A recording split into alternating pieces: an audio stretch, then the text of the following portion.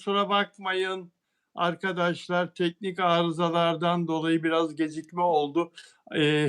Merhaba dostlar ve İpek Canbulat, ünlü astrolog, astrolojinin prensesi İpek Hanım'la birlikteyiz. Hoş geldin İpek yayınıma. Merhaba, teşekkür ederim Bilal abicim. Ben de size hoş bulduk diyeceğim ve bütün izleyenlerinize de buradan selamlar göndereceğim. Özellikle bugün özel bir gün biliyorsunuz. Bununla ilgili yorumlar da yapacağım. Ama ve lakin güzel hafta sonları dileyim. Başka bir şey söylemek istemiyorum. En güzel hafta sonları tüm izleyenlerin, tüm dostların, herkesin başına olsun. Evet, programımız biraz bugün heyecanlı, biraz böyle atraksiyonlu olacak. Güzel şeyler hazırlamışsın. Hepsine çalıştım, merak etme. Doğum haritalarını da çıkardım hepsine. Bütün sorularını da yanıtlayacağım. Evet, bu arada sizinle programa başlamak istiyorum. Konunun açılımını bekliyorum sizden. Buyurun. Her zamanki gibi hazır ve nazırsın. O kadar ilginç konular var ki. Bir tekrar merhaba diyelim. Sıla Deveci burada. Banu Kavaş sana ve bana merhaba dedi. Seher Duman, Simon Elliot. Merhabalar. Lydia bonjour, Lydia bonjour, Lydia. Dilafruz burada, Özbekçe'ye çevirin diyor. Dilafruz yayından sonra çevrilecek. Evet, Kırca merhaba. Meral Bildik, sen de hoş geldin Meral. Nasılsın? Nuran burada. Hepinize merhaba arkadaşlar. İpek, sevgililer günün kutlu olsun. İpek, pembeleri de giymişsin. Pembe aksesuarları da. Şu bardağı bir göstersene Allah aşkına. Bardağını bir gösterse. Vay. Ama sadece güzel. bardak değil ki ben sadece inananlara bugünü ne bileyim bir işte özel bir gün olarak değerlendirenlere hitaben. Evet, pembeyi severim çünkü aşk enerjisini bende çekiştirir. Gözlüğüm de biliyorsun pembe, taşları da pembe. Hepsini takım yaptım. Çok şık. Bugün özel senin için yaptım aslında. Çok çünkü sen şık. böyle şeylere inanırsın. Biliyorum ama ben inanırsın, biliyorum. Öncelikle Şebnem Hanım'ın da sevgililer gününü kutluyorum. Şimdi bunlar klişe sözler.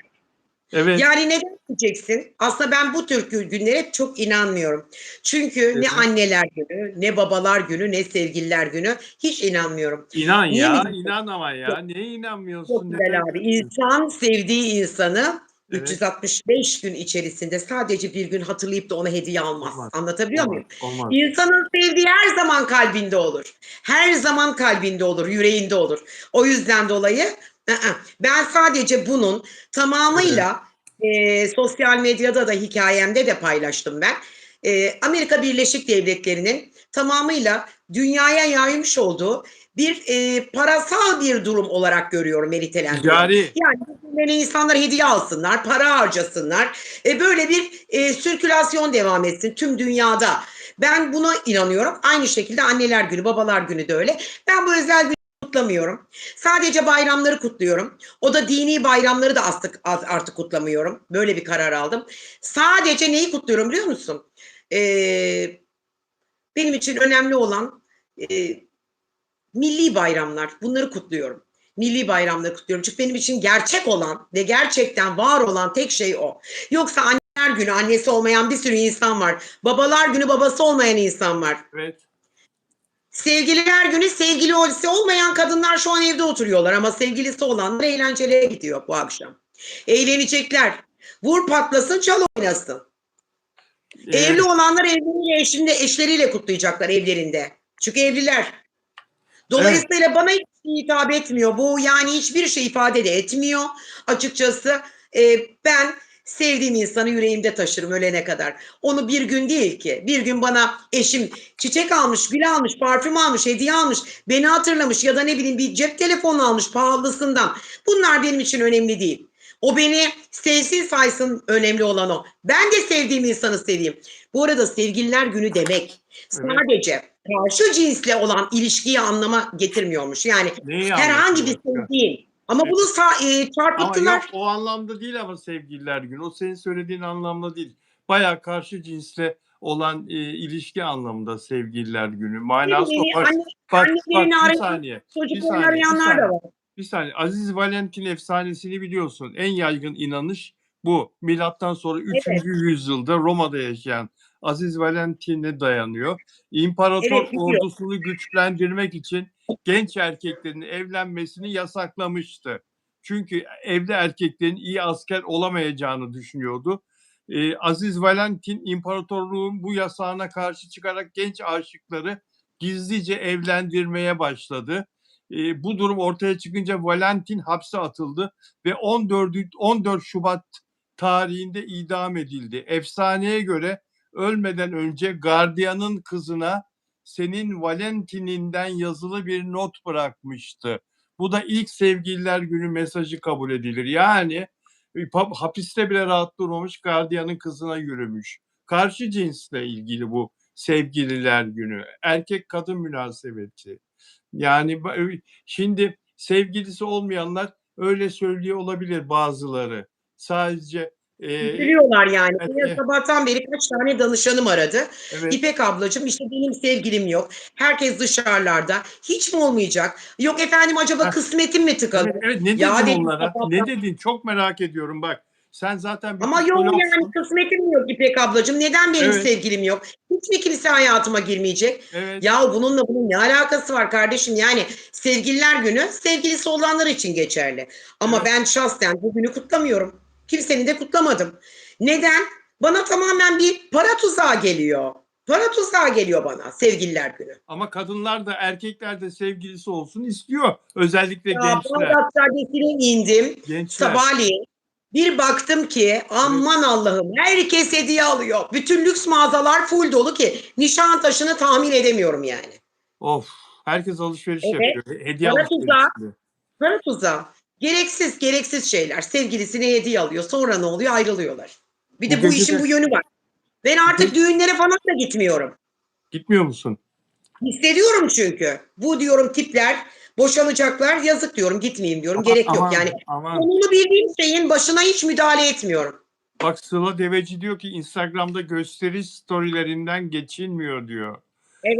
Evet. Geçilmiyor diyor. Ama bugün çok ilginç bir gelişme, çok ilginç bir gelişme, bir çiçekçi. Bizim haber kaynaklarımız arkadaşlar esnaf da Biliyorum. olabiliyor, gazetecilerin haber kaynakları, kuaförler de olabiliyor. İşte çiçekçiler, taksi şoförleri, ünlülerin bahçıvanı, ünlülerin yanında çalışanlar, işte doktorların yanındaki hemşireler de olabiliyor. Bir çiçekçiden bir telefon, çiçekçi yanında çalışan bir kalfadan gelen bir telefon ilginç bir haber verdi. Biraz sonra konuşacağız. Biraz sonra konuşacağız arkadaşlar. Peki sevgililer gününü anlatmaya dakikalar yetmez ama bu gece eğlence Tabii. yerleri vur patlasın, çal oynasın. Sevgilisini alan dans etmeye koşuyor. Türkiye'nin Evet. ve dünyanın her yerinde. Tatillere de gidenler var bu arada. Uçak bileti fiyatlarını gördün mü?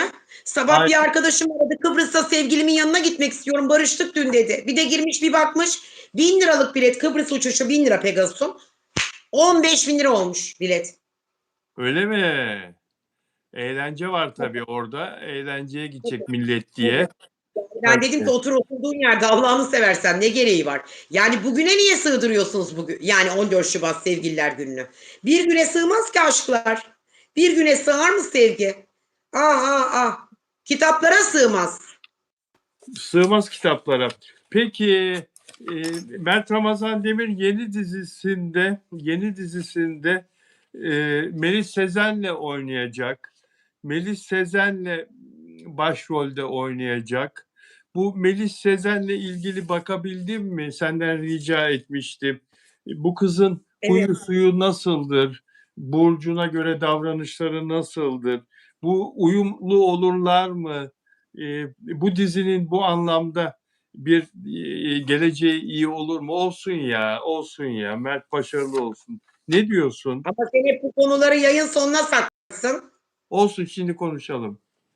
Konuşalım. Çok merak Öyle ediyorum. mi diyorsun? Evet. Bir defa bunu yani yaptıkları dizide üzeceğini zannetmiyorum Mert Ramazan'ın. Çünkü neden diyeceksin? Melis'in burcuna baktığımda 2 Ocak doğumluydu. Oğlak burcuydu. Evet. Toprak grubuydu. Çalışmayı, üretmeyi seven bir burçtur. tabii ki bunun doğum saatini bilmediğim için tam detaylı yorum yapamıyorum ama Melis'e baktığım zaman kibar, hassas, naif, kırıcı olmayan ve aynı zamanda her şeyi yerine getiren, kurallarıyla birlikte yapan bir kişiliğe sahiptir oğlaklar. İnatçıdır ama işinde inatçıdır. Yani ben bu işi bitireceğim, sonuna kadar kotaracağım dediği zaman mutlaka ve mutlaka başarılı olur, öyle söyleyeyim. Mert üzeceğini düşünmüyorum. Mert zaten kendi yolunda. Bu Afra'yla da barıştı. Oralara gelme dur diyeceksin belki, bilemiyorum. Evet. Mert muvaffak her türlü hayatında. Şu an özel hayatıyla iş hayatı Mert'in paralellikte ve çok da pozitif olarak gidiyor. Mert'le ilgili herhangi bir sıkıntı yok. Bu kız da onu üzmeyecek, öyle görüyorum.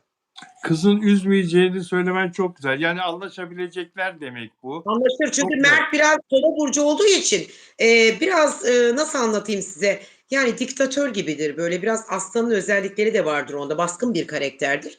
Oğlak da inatçıdır. Aslında çok iki zor bir burçun bir araya gelmesi, hele işsel anlamda. Kova ile oğlan bir araya gelmesi demek normalde bir patlama ortamı çıkarır ama bu kızın normal koşullarda baktığım zaman bir takım özellikleri de farklı. Yani sadece Oğlak burcu inatçıdır diye aman kovalarla anlaşamayacak diye bir kaide yok. Baktığım zaman mülayim, hassas, naif bir kız. İşinde başarılıdır Oğlak. Buradan zaten kazanır. İş hayatındaki başarısı o inadı işi için kullanır. Evet. Şimdi Yani özel ilişkilerde anlaşamazlar Kova ile Oğlak. İkisi de inatçı ama iş için tam tersi. İnat demek aslında bazı şeylere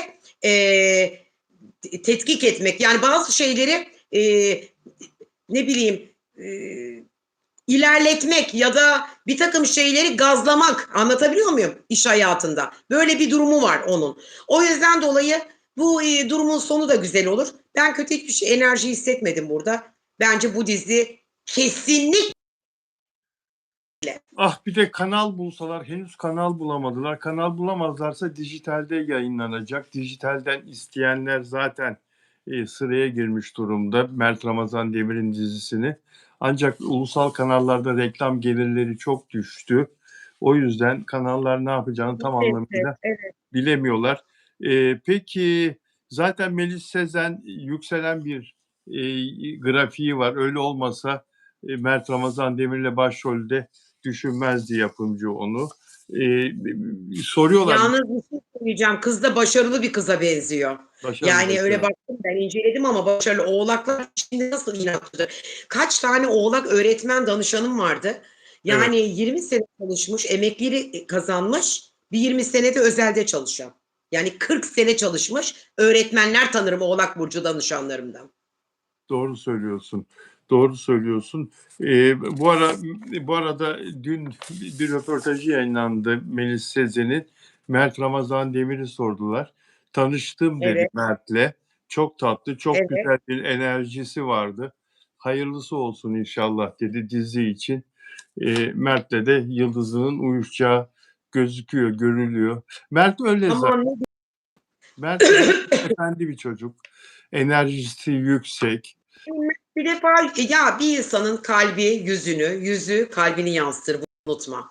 Gerçekten suratından belli değil mi kalbinin iyi olduğu? Aynı Belli. şekilde Afra'ya da baktığımda aynı enerjiyi Afra'dan da alıyorum. İkisi de çok temiz kalpli.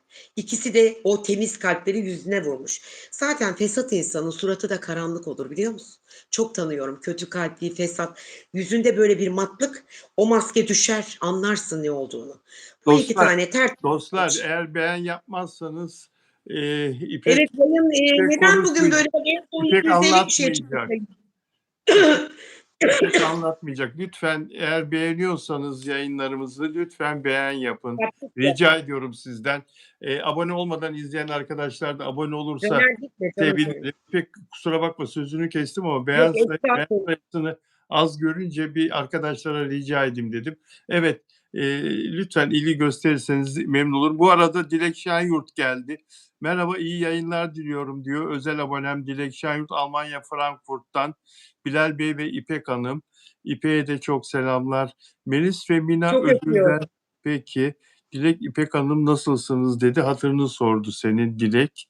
İpek hatırını soruyor. İpek gördüğünüz gibi pembeler içinde. Dün yorgan döşek yatıyordu. İpek'le biz dün yayın Ama yapıyorduk sana söyledim, çok aslında. hastaydım. Ah Bu nasıl kadın hastaydım. Arkadaşlar siz yabancı değilsiniz. Bu kadın beni öyle şaşırtıyor ki. Dün telefonda Bülent çok sesi çıkmıyordu. Bugün görüyorsunuz. İpek bunu nasıl hallediyorsun? Her zaman bir günde nasıl maşallah böyle dimdik ayağa kalkıyor. Mecburum Bilal abi, benim mesleğim bu. Yani ben eğer pozitif olmazsam, enerjik olmazsam sence ayakta durabilir miyim? Ben Ama neyle harika ayaktayım? bir Mesleğimle yöntem bu. ayaktayım. Şimdi Harika. hangi danışan gelir ben negatif olsam? Hasta olsam, yatak döşek yatsam nasıl olacak bu iş? Peki bana da mesela ben hasta olsam Allah korusun sana telefon etsem böyle beni de iyileştir, bana da enerji yolla. Beni de böyle bir günde toparlatabilir misin? Yoksa sana mı? İstersen 2 saatte toparlarım. Yapamayacağım hiçbir şey yok. İstersen 2 saatte toparlarım. Eğer gerçekten, yani sakın kötü kalpli birisi deme. Bir insandan enerji alamadıysam o insanın o halinden, zaten ruhi halinden anlarım. O enerjisini, o bana vermiş olduğu o kötü enerjiyi. Dolayısıyla anında uzakta dururum. Ve ben ona asıl o enerjiyi veririm. Bana gönderdiği, bana vermiş olduğu olumsuz enerjiyi 2 katıyla ona yaşatırım. O yüzden dolayı hiç merak etme. Sen hasta olduğunda Allah hasta etmesin seni, ama direkt beni ara, ben senin enerjini düzeltirim. Ben enerjiye çok inanıyorum. Benim İranlı bir arkadaşım var. O arkadaşım da aynı senin gibi çok etkili bu konularda. Yani enerjiyle çok güzel şeyler, sevdiği insanlara, Neler yapılıyor? iyi Sen insanlara, enerji. İyi kullanırsın ama. iyi insanlara, İyi kullanırsın. iyi huylu insanlara çok katkıda bulunuyor. Sözünü kestim. Demin Afra ve Mert'le ilgili konuşuyordun. Devam edebilir misin? Afra ile Mert'le ilgili tabii ki devam ederim. Şimdi Afra ve Mert'in ne dedim? Kalpleri, şimdi kalpten bahsettik. Aslında Evet. enerjiden de bahsetmek istiyorum. Şimdi bu iki insanın enerjileri aynı değil. Bazen davul dengi dengine olmayabilir. Ama bir takım insanlar bazı insanların enerjilerini tolere ederler. Mesela iki sevgilinin, atıyorum, benim enerjim düşük ama partnerimin enerjisi yüksek. Burada Mert'in enerjisi yüksek. Afra biraz daha böyle içine kapanık, biraz daha böyle sakin, sessiz, naif, kibar, biraz daha burcundan dolayı içine kapanık gibi görünse de Mert onu enerjisiyle eksik olan yönlerini tamamlar. Yani illa iki insanın enerjisinin aynı olması lazım değil. Neden? Zaten iki insan da enerjik olursa bu iş yürümez, olmaz. İkisinin de enerjilerinin birinden eksik olması lazım ki yüksek olan o eksiği tamamlayabilsin. Eğer ikisi de yüksek olursa iletişim kopuklukları olur, tartışmalar olur, birbirlerine girerler. O ilişkide çok muvaffak olamazlar. O yüzden dolayı her zaman söylediğim bir şey var. İnsanın dünyada enerjiyle yapamayacağı hiçbir şey yok. Bu iki genç insanın, emin olun, bunların da enerji yapmasına gerek yok. Biz sevenler olarak onlara zaten pozitif enerji gönderdiğimiz zaman evrende muvaffak olamayacağımız bir şey yok gibi. Nasıl ki evlenmelerini istiyorsak, yuva kurmalarını istiyorsak bunu da biz gerçekleştirebiliriz. Yani onlarlık bir durum değil. Ama Mert'in enerjisi bu dönem çok yüksek. Zaten bundan 2 ay önceki yayınımda da söyledim. Dedim ki Mert çok değişik şeylere imza atacak. Nasıl ki Afra önemli markalarla projeler yapıp bir takım sözleşmeler yaptıysa Mert'in hayatı da değişecek. Mert'i de yeni projelerde göreceğiz. Bir yurt dışı yolu olacak dedim. Hatta bir dönem Londra bağlantılı olduğunu araştırdım, baktım. Şimdi barışmalarına sevindim. Mert'in ona çiçek gönderdiğine sevindim. Bu ilişkinin ne demektir bu sevgililer gününde? Bence Mert çiçekle bırakmaz bu işi. Şimdi onlar genç. Belki de ben kendi yaşımdan dolayı da böyle söyleyebilirim. Belki de kim bilir o yaşlardayken biz de aynı şeyleri yaşamışızdır, o duyguları. Şimdi artık 50'li yaşlara gelince insan aşklar, meşkler o kadar boş, o kadar saçma geliyor ki insana. İnsanın önünde koca bir hayat, artık sağlıkla ilgileniyor. Mert Afra'ya baktığım zaman da genç oldukları için hediyeler de alırlar, eğlenceye de gidebilir. Belki dışarıda görülmeyebilirler. Ama o çiçeğin içerisinde ne enerjiler var biliyor musun Mert'ten? O çiçek giderken kim bilir ne enerjileri oldu. Neler düşünerek gönderdi ona. Mert Ramazan Demir'in Afra Saraçoğlu'na kırmızı güller yolladığına dair bir bilgi geldi. Ondan söz ediyor İpek. Zaten onlar birlikte oldukları için de bu geceyi de birlikte geçirecekler diye düşünmek gayet İnşallah. normal. Ama haberi düşer zaten bize, biliyorsun. Bize haberi düşer mutlaka. Ben enerjilere inanıyorum. Büyük bir enerji uzmanı olduğum için. Ve inanıyorum ki burada herkes de onların sevenleri, Siz de ne olur dua edin, duanızı ihmal etmeyin. Göreceksiniz her şey dilediğiniz ve istediğiniz gibi olacak. Kendiniz için dua ederseniz Allah bunun %50'sini kabul edermiş, inanın. Ama bir başkası için ederseniz tamamını kabul eder. Onun için gerçekten onlara dua edin. Biz de o mürveti görelim. Herhalde düğüne davetli oluruz diye düşünüyorum Bilal abi. Senden dolayı ben de gelirim. Zaten bunlar Bülent Hanım'ı mutlaka çağırırlar düğüne. Giderken biz de onun peşine takılıp gideceğiz. Evet. 2025 geçen sene Türkiye'de Google arama motorunda en çok aranan isimler çıkarmış, bunu Google yayınlamış. Google birinci sırada Victor Osimhen, en çok aranan isimler. İkinci sırada Allah rahmet eylesin Fatih Ürek. Üçüncü sırada Afra Saraçoğlu arkadaşlar. Afra Saraçoğlu ilk üçe girmiş, Türkiye'de en çok aranan. Dördüncü sırada Fenerbahçe Kulübü Başkanı Saadettin Saran. Afra Saraçoğlu'na merak çok çok fazla. Afra Saraçoğlu'nun sevenleri çok fazla. Evet, ya şunu söylemek istiyorum. Bunu yayından önce seninle konuşmadık ama bana gelen çok sayıda mesaj vardı. Yayına girmeden bir süre önce onları gördüm. Bir kenara koyuyorum gelen mesajları. Zaman zaman tekrar açıp okuyorum. Önem verdiklerimi yayından önce de okuyorum. Bu da onlardan biriydi. Bu Afra Saraçoğlu nasıl avukatı oynuyor? Nasıl bir avukat diyorlar Abi dizisinde. Ne bir ofisi var, ne bir masası var, ne bir cübbe giyiyor. Bir kere duruşmada gördük. Bir kere sadece duruşmada gördük. Sürekli olarak Doğan karakteri Kenan İmirzalıoğlu'nun peşinde oradan oraya dolanan bir kadın. Hatta demiş ki bunu bana yazan arkadaş kesik tavuk başı gibi oradan oraya savrulur ya tavuk başı kestiğin zaman. Evet, Yani evet, kötü evet. bir benzetme belki ama yani Afra Saraçoğlu dizide hakikaten oradan oraya savrulan Kenan İmirzalıoğlu, yani senaristler Afra Saraçoğlu'na bir ofis, bir masa, bir çalışma ortamı bile yazmıyorlar. Anladım, yapmamışlar. He? Yani yapmamışlar. Bana da geldi o. Bu nasıl bir şey ya? Bu nasıl bir şey? Bir de bu Doktor Doğan, Kenan İmirzalıoğlu sanırsınız Rambo. Ateşte yanmıyor, suda boğulmuyor. Kavgada, şiddette, silah kullanmakta, her şeyde bir numara. Yorulduk, bıktık, usandık onun sahnelerini. Ya şöyle vuruyor adamı burasına, adamı yıkıyor yere falan. Yani böyle şiddetin bu kadar abartılı bir hali ekranda. Şimdi diziler için derlerdi ki övüne övüne yapımcılar, bizler Türk kültürünü dünyaya tanıtıyoruz Türk dizileriyle. Boğaziçi'ni tanıtıyoruz, konaklarımızı tanıtıyoruz. Türk insanı misafirperverliğini tanıtıyoruz. Ya şimdi her dizide son 6-7 aydır kavga, şiddet, silah, işkence, Türk kültürünü böyle mi tanıtıyorsunuz dünyaya ya? Böyle rezalet olur mu? Bunları da söylemek istedim. En güzeli, en iyisini yaptım. Bunu her yayında söyle bence. Ben de aynı fikirdeyim çünkü. Evet, yani ve Abi dizisi birinci yayın günlerinde birinci ama 5. bölüm yayınlandı. Giderek düşüyor aşağıya. Bir dakika, bir saniye dur orada. Şimdi diyecek sen de yani hani gerçekten tartışabilirim bu konuyu. Baştan da söyledim. Daha yayınlarken ben fragmanda gördüm ve size dedim ki ayın 13'ü ve salı günü. Ayın 13'ü ve salı günü dedim mi demedim mi? Dedin. Bu dizi kalkardı. Bu dizi tutmaz. Bu dizi böyle olmasına bakmayın. İyi başlamasına bakmayın. Bu dizi tepe taklak gider dedin. Söyledin. Yani Reytingleri tartıştık sizinle. Dedim ki reytinglerle ilgili olarak da dizisinin reytinglerinde bak ben söylüyorum açık açık.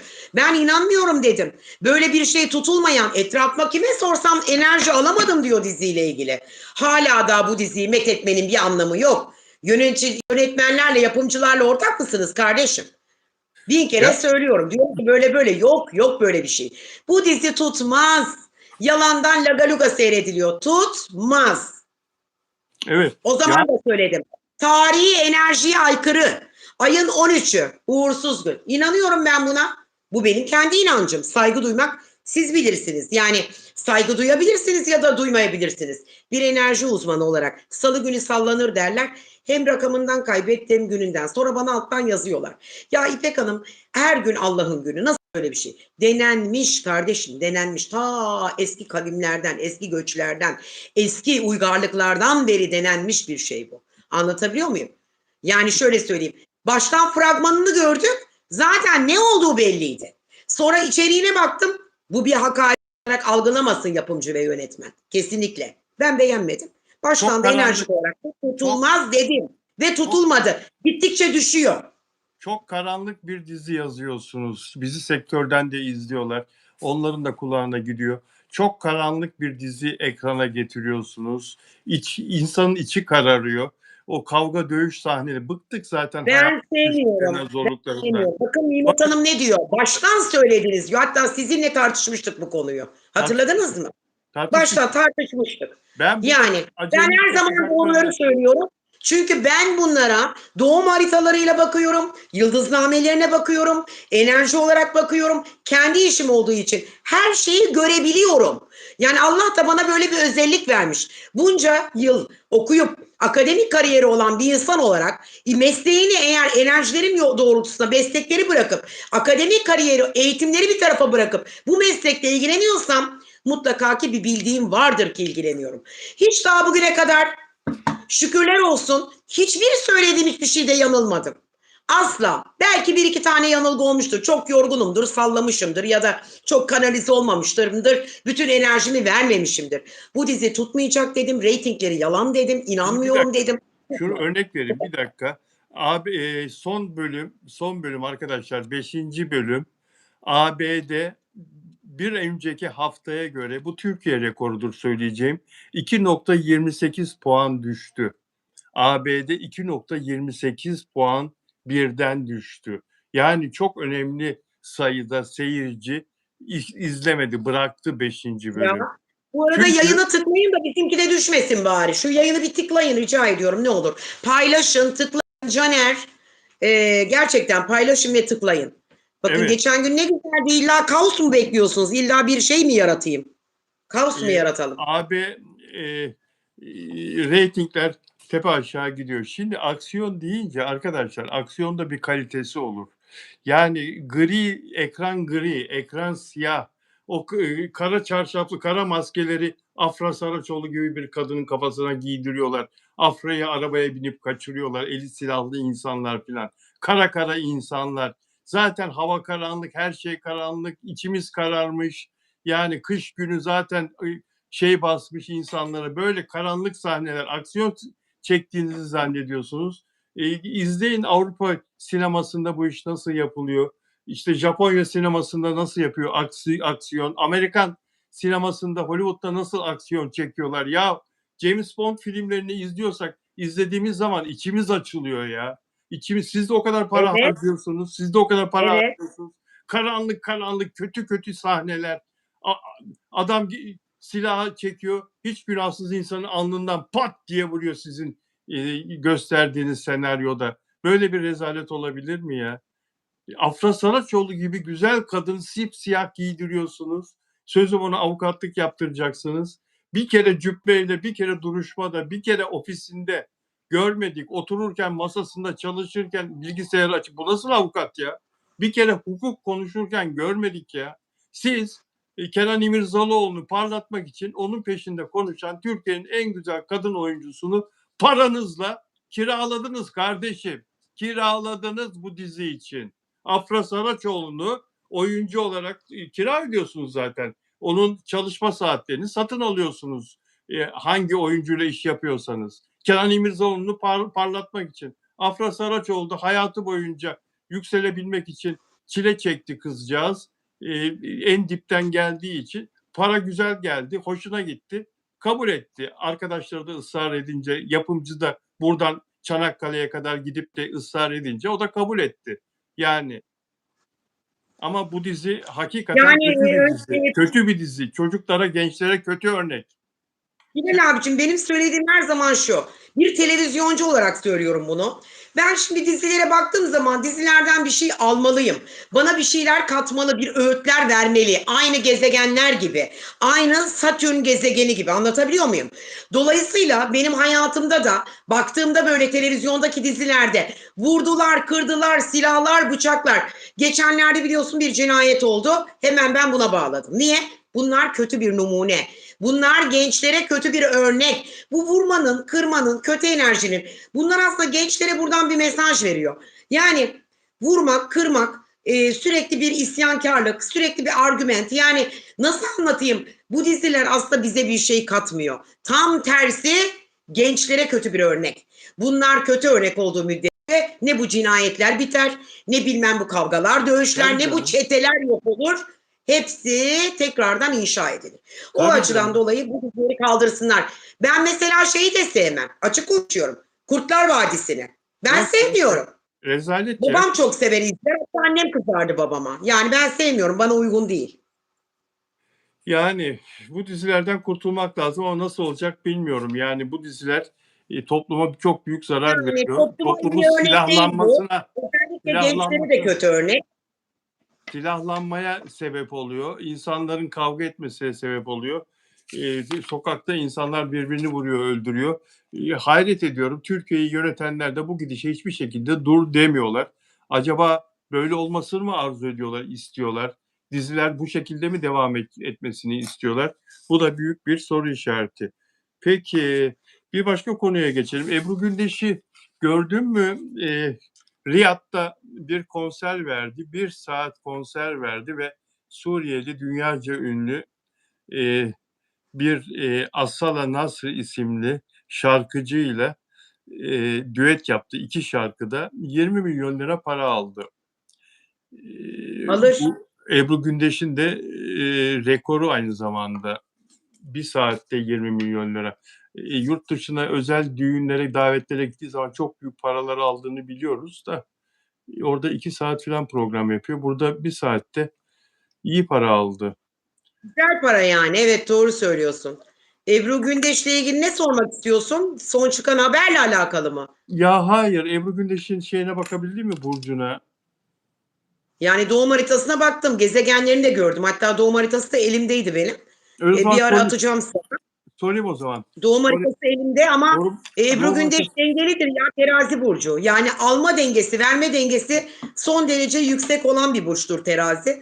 O yüzden dolayı da eğer soruna yanıt istiyorsan, tekrar evlenir mi diyorsan Ebru Gündeş. Ya ben bak ağzından aldın lafı. Bir şey duydum. Yani şimdi bizde ünlü kadınları hiç boş bırakmayan böyle evet, zengin sonradan görme. Yani, doğrudur. Sonradan görme, zengin, boşanmış, dul filan her türlü böyle paralı insanlar vardır bizim sanatçılara meraklı. Evet. Ebru Gündeş'in de böyle yanına yaklaşmak isteyen birisi olduğunu duydum. Ebru Gündeş'e kendini belli eden filan birisi olduğunu duydum. Ama Ebru Gündeş'in şu anda hiçbir şekilde bir ilişkiye sıcak bakmadığını da duydum. Fakat sana onu sormak isterim. 4 kere başından evlilik geçti. 5. olur mu Ebru Gündeş için? Ne diyorsun? Sen bu işi... Yani Bilal abi, Ebru Gündeş'in biraz böyle terazi burcu dengelidir. Doğrudur ama onun Evet. doğum haritasına baktığım zaman bir takım bir şeyler görüyorum. Yani bir takım yaptığı yanlışları görüyorum. Evet, yanlış seçimler yapıyor. Dilek Hanım da yazmış. Mesela ne gibi? Çok evlilik yapmak bir marifet değil. Mühim olan tek bir evlilik yapıp sağlıkla o evliliği götürebilmek marifet. Anlatabiliyor muyum?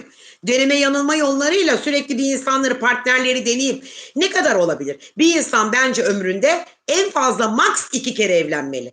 Yani yok 6 defa, yok 7 defa. Bu evlilik değil bunun adı. Bunun adı bazı şeyleri normalleştirmek. Nikah imzalarıyla. Ben bu fikirdeyim, bilmiyorum. Sen de yani. Ama devlet şeyi bu ya. Devlet nikahı. Devlet olabilir. Ne alakası var Bilal abi? Yani sürekli evlenip neyi araştırıyor? Yani neyi bulacağını zannediyor? İyi bir partner, ya evlilik benim bildiğim doğru düzgün, sağlıklıca 1 defa, maksimum 2 defa olur.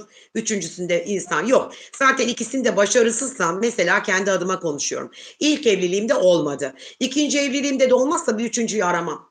Çünkü belli ki bu işte muvaffak değilim. Daha uzatmanın da pek bir anlamı yok. Olur Caner, olur Caner. Teşekkür ederim güzel kardeşim. Müsaade istiyor Caner, moderatörümüz. Tabii ki müsaade Teşekkür senin ederim Caner. Caner'cim. Görüşürüz Caner. Yarın gel ama olur mu müsait olursan? Peki. Evlenme. Ebru Gündeş'in tekrar evlenip evlenmeme hususunu soruyorsan, Evet. Ebru Gündeş terazi burcu ve aynı zamanda çok kararlı ve istikrarlı. Bir şeyi isterse yapar. İstemezse zorla ona kimse bir şey yaptıramaz. Ben de seni çok seviyorum. Canım benim. Biz de seni çok seviyoruz. Biz de seni çok seviyoruz. Caner iyi ki varsın. Karşıyaka'ya çok selam. İmran yok mu? Göremedim İmran'ı demin burada. İmran bugün yok. Evet, göremedim. Peki. Göremedim. Yani Ebru Gündeş tekrar evlenebilir ama Ebru Gündeş'in bugüne kadar beraber olduğu böyle bir analiz yaptım. Yahut evlendiği insanlardan hiçbirinin maddi durumu düşük değil. Ben bak şimdi Seda Sayan'la Ebru Gündeş'i mukayese ediyorum. Seda Sayan aşk kadını. Evet. Aşk kadını. Paraya önem vermez ki, zaten kadında para var. Seda Sayan aşk kadını, gönül kadını, sevgi kadını. Seda'daki para kimsede yok. Holding patronlarında yok. Bak şimdi Seda Sayan'ın paraya para. Bak Seda tamam işte yani parayı sevmediğini. Seda ile ilgili bir şey söyleyeyim sana. Seda Sayan oğluna bir güzel restoran bar açtı Cihangir'de. Nerede? Çok güzel iş yapıyor. Cihangir'de çok popüler. Şimdi ismini söylemeyeyim. Cihangir'de bu 5-6 senedir, 7 senedir var. Bahçeli falan böyle baharda, yazın falan bahçede eğlence, gece eller havaya, gündüz harika restoran. Dünya mutfağı. Bütün kadınları. Nerede gidelim Bilal abicim? Gidelim, davet etmedim sizi. Cihangir'de. Yok, davet etmesine Bak, gerek yok. Kendim gidiyorum. Zaten davetle de gitsem hesabı mutlaka öderim gittiğim yerde. Şimdi, ben de öyle yaparım. Öyle yeni açılan bir yerde jest olsun diye yemesem bile mutlaka bir jest yapar kalkarım. Evet. Şimdi gece orada tabii eğlence olduğu için komşu apartmanda bir kadın çok rahatsız olmuş. Kadının da apartmanda 2 dairesi mi 3 dairesi mi ne var komşu apartmanda. Evet. Çok rahatsız olmuş. Karakoldan polisler falan gelmiş. Ondan sonra oğlu zor durumda kalmış Seda Sayan'ın. Müşteriler varken gece polisler geliyor falan. Müziği kapattırıyor falan. Ondan sonra Seda ertesi gün avukatını yollamış o kadına. Demiş Seda Hanım sizin dairelerinize müşteri olmak istiyor. Talip oluyor. Ya demiş benim dairelerimi benim satma gibi bir niyetim yok ki. Peki ben emlakçıya sordum diyor. İşte piyasa şu kadar diyor.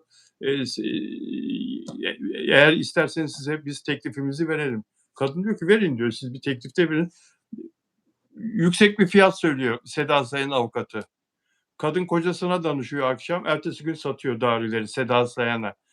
Sırf gürültü yapıp oğlu rahatsız oldu diye müzik çaldığı için onunla müzik susturdular diye komşu apartmandaki 3 daireyi birden satın alıyor Seda Sayan.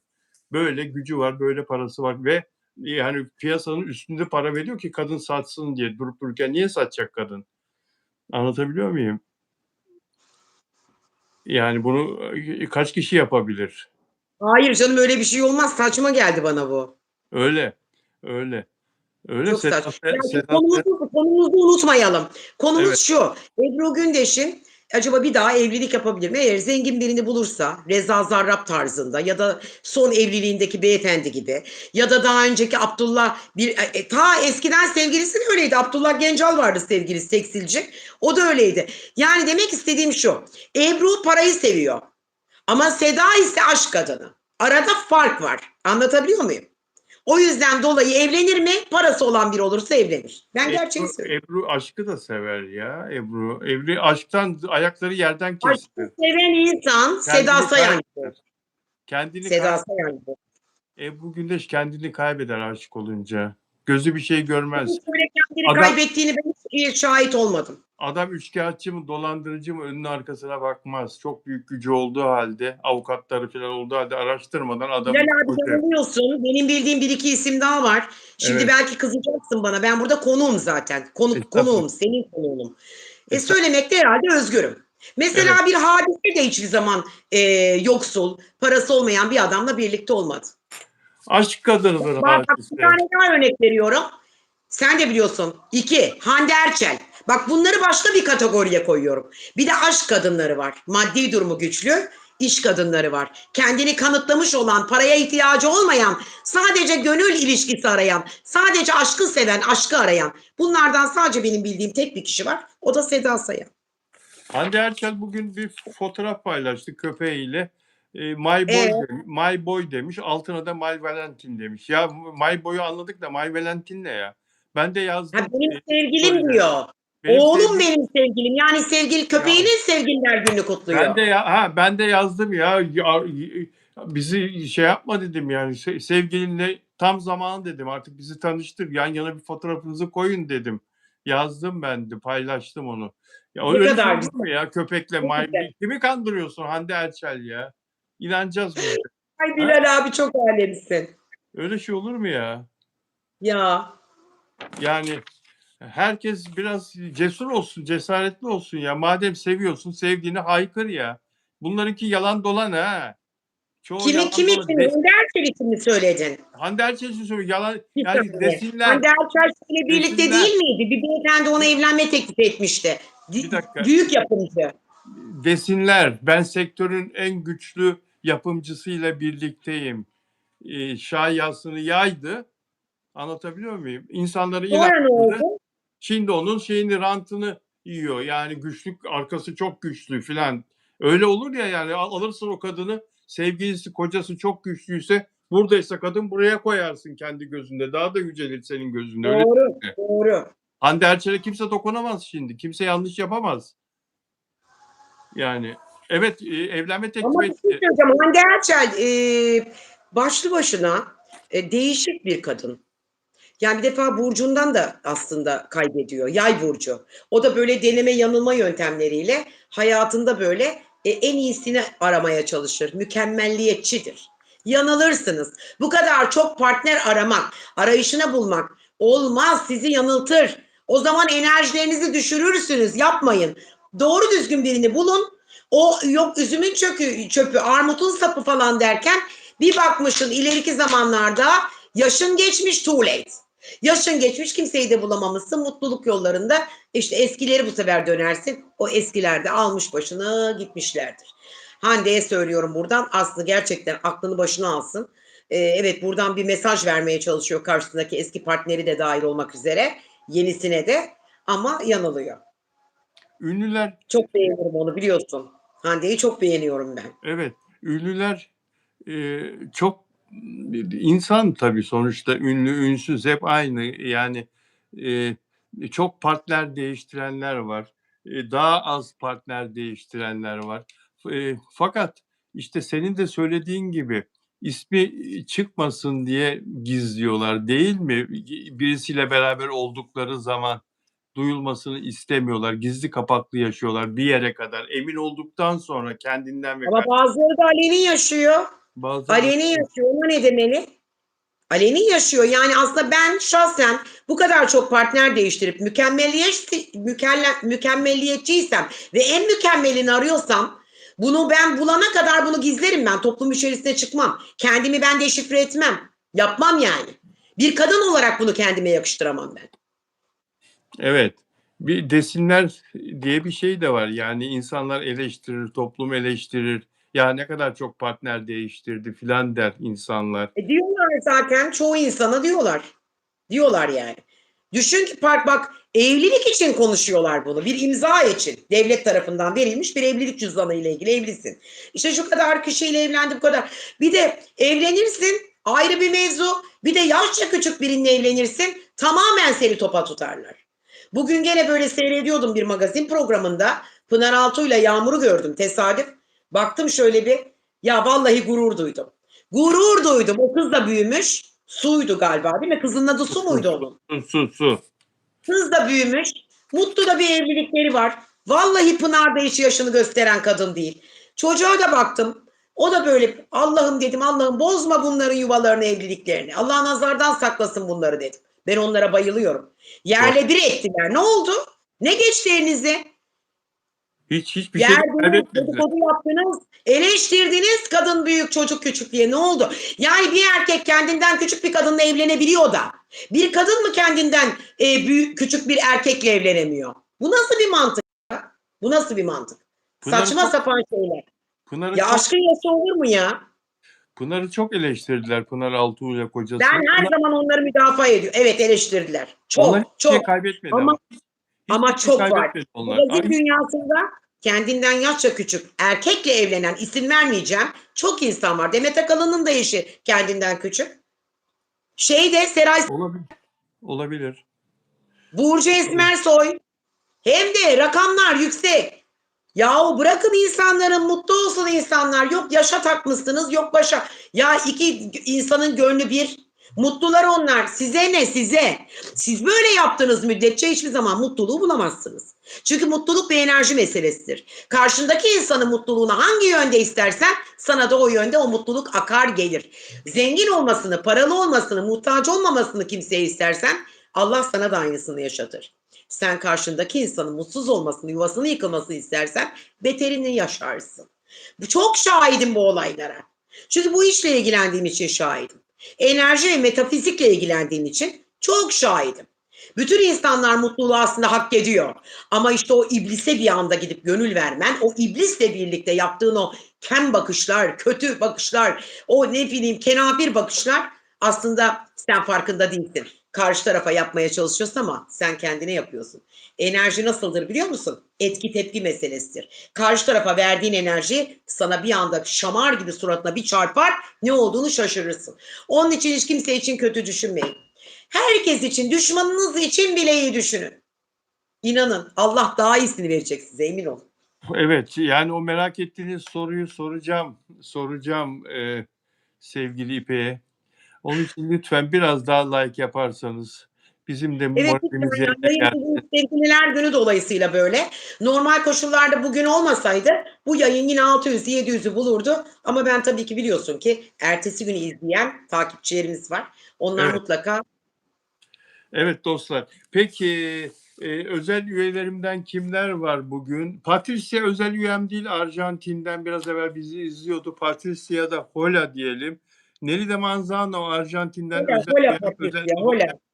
Nelida geldi mi? Nelida gelmedi galiba bugün. Nelida Manzano. Delfina Dimasio Şili'den o da özel abonem. Ona da merhaba diyelim buradan arkadaşlar. Dilek Şenyurt buradaydı demin.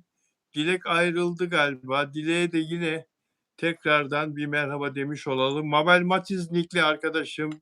Mabel Matiz S5F nickli arkadaşım. Özel abonem. O da sonra seyrediyor bizi. Ona da bir merhaba demiş olalım. Ve Caner buradaydı. Moderatörüm gitti. Ümran yok moderatörümüz. Olsun sizler varsınız. Arkadaşlar peki çok merak ettiğinizi tahmin ettiğim bir soruyu soracağım. Ama lütfen abone olmadan izleyenler abone olurlarsa bu yayında merak ettiğiniz benzer konuları hep konuşacağız. İpek Canbulat'la, Arzu Hanım'la, Altıntaş'la ve Onur Akay'la hep konuşacağız arkadaşlar. İpek sana sormamı istedikleri bir soru var. Şimdi evlilik konuşuyoruz. Bugün de sevgililer günü ya. Mert'le Afra ne hissediyorsun? Evlenecekler mi? Evlenirler mi? Ne hissediyorsun? Allah aşkına bunu bir açıkça hissettiklerini söyle lütfen ya. İnsanlar bunu çok merak ediyorlar ve ben de merak ediyordum. Ama ben bunların doğum haritalarına baktığım zaman Kova ile Yayın anlaşamadıklarını bir vurguladım ve size de söylemiştim burada yayında da. Ama biliyorsun sevgi her türlü engelin aslında güzel başlangıcıdır. Evet. Yani bir sürü engeller var. Kem gözler, az önce bahsettiğim kötü niyetli insanlar. Çünkü mutluluğu hazmedemeyen, mutlu olmayı istemeyen insanlar. Evet. Ama ben sadece şunu söyleyebilirim ki evet onlar evlenecekler. Ben bundan çok eminim. Eğer zaten aksi bir şey olursa ve büyük bir sıkıntı olursa inanın. Ben o zaman ne derim biliyor musun? Mutlaka ki bu bir ismini burada veremiyorum. Ben bunu çünkü televizyonda da söylediğimde Rütük'ten o zamanın parası 100.000 lira ceza yemiştim bu kelime için. 4 harfli bir kelime. Bu B harfiyle başlıyor ama kötü enerjidir diğer bunun aslında muadil kelimesi. Şöyle söyleyeyim. Eğer böyle kara bir şey yaptılarsa o zaman derim ama yine bile onu bile bozabilecek yahut da ona bile engel olabilecek kadar potansiyele de sahibim. Ama bunlara gerek kalmayacak. Evet, evlenecekler. Bu sene içerisinde bir yüzük bekliyorum ben Mert'ten. Bu söz ya da bir söz ya da nişan yüzüğü olabilir. Evliliğe ilk adım olabilir. Ben hiç kötü bir şey düşünmüyorum. Dediğim gibi biliyorsunuz zaten ilk nikaha gidecek ya da nikaha onların kollarından tutup götürecek tek bir kişi var, Bülent Hanım. Evet, Bunların da bu evet. haberi var Bülent Ersoy'un bu işi istediğinden de bunların haberi var. Biz biliyorsun ki Bülent Hanım'la birlikteydik. Yaklaşık bir 5-6 gün Kıbrıs'ta birlikte kaldık. 7-24 beraberdik ta ki düne kadar. Dün onu kendim yalnız bıraktım. Kendisi Ankara'ya gitti ama işi için gitti. Bu aralar çünkü çok yoğun. Ama her zaman söylüyor. Diyor ki aman İpek bunlar evlensinler. Evlenmeseler bile bunları kollarından tutacağım. Bana bunların evini bul dedi. Vallahi adres arıyorum. Evlerini mi Evet. basacak?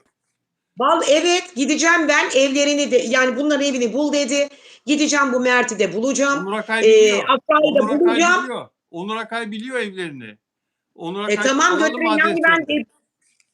sen bunların bana adresini bul, ben Bülent Hanım'ı götüreyim. Bunları gerçekten tutsun, götürsün nikah dairesine. En sonunda bu olacak. Biraz zamana ihtiyaç var. Bülent Hanım da şu an bunu yapmaz.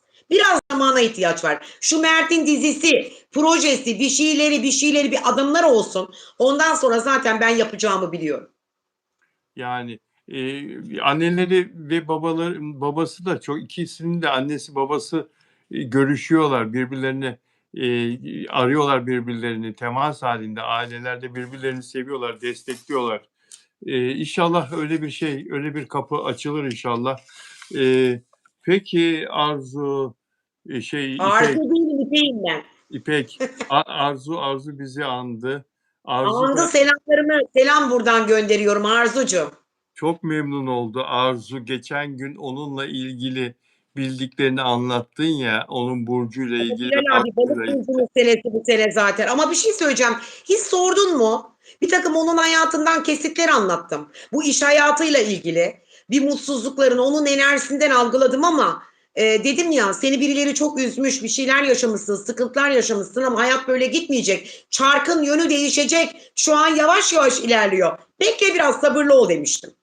Aratırım senin telefonla. Aratırım senin Arasın telefonla. arasın. Ama Allah aşkına arasın. ben tahmin ediyorum ki senin söylediğin herkesle ilgili zaten. Çok çok doğru. Herkesle ilgili çünkü nokta atışı Bak yapıyorsun. Bilal abi buradan söylüyorum. Yıllar önce buradan Seda Hanım da dinleyebilir. Safiye Soyman'la Faik abinin Kıbrıs'ta Savoy Otel'de şu an satıldı Şam'da oldu. Bir konseri vardı. Ve konsere davetliydim ben. Çünkü orası benim manevi babam, cici babamın yeriydi. Bana dedi ki akşam dedi sen dedi hayransın Seda'ya. Seda da geliyor dedi.